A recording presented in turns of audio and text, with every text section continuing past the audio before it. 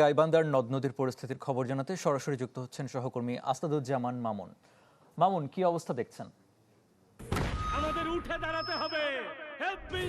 Speed সকল অন্যায়ের বিরুদ্ধে রুখে দাঁড়ানোর এনার্জি পার্টনার।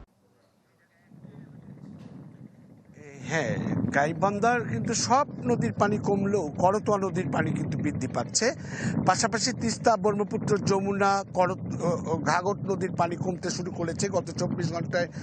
বিভিন্ন পয়েন্টে কিন্তু এই পানি কমেছে, করতোয়ার পানি শুধু বৃদ্ধি পেয়েছে। এর ফলে যে সমস্ত এলাকার নদী তীরবর্তী আছে এখানে কিন্তু ভাঙনটা তীব্র আকার ধারণ করেছে।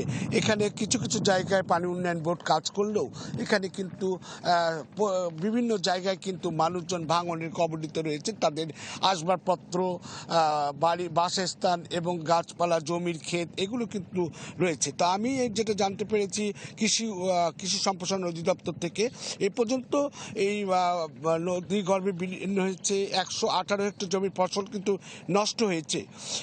এর মধ্যে আউশ রয়েছে 45 হেক্টর, পাট 30 হেক্টর, তিল 25 হেক্টর, আমন বীজতলা 8 হেক্টর, শাকসবজি 10 হেক্টর। তবে বন্যার পানি যদি দীর্ঘ সময় স্থায়ী থাকে তবে কিন্তু এই ক্ষতির পরিমাণটা আরও বাড়বে। তো এখানে কিন্তু বন্যা নিয়ন্ত্রণ বাঁধের কিন্তু বিভিন্ন মানুষজন কিন্তু আতঙ্কে আছে। এই ছিল এখনকার মতো সর্বশেষ। মামুন, আপনাকে ধন্যবাদ। দর্শক, গাইবান্ধা থেকে যুক্ত হচ্ছিলেন সহকর্মী আসাদুজ্জামান মামুন।